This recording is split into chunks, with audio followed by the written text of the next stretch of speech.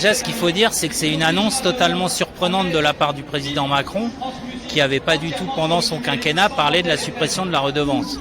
Et il a sorti ça du coin de son chapeau, sans prévenir d'ailleurs les marcheurs qui s'occupaient de la question. Je pense des marcheurs de la commission culture de l'Assemblée nationale, par exemple une députée des Hauts-de-Seine qui s'appelle Céline Calvez.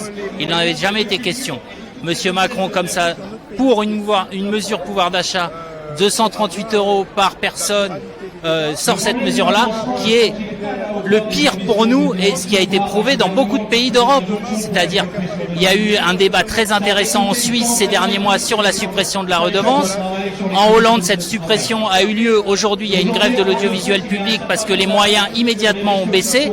Donc, en fait, il y a deux dangers principaux. Le premier danger, c'est évidemment le budget. Il va falloir aller pleurer chaque année ou tous les 3 ans pour obtenir un budget auprès des élus de la nation.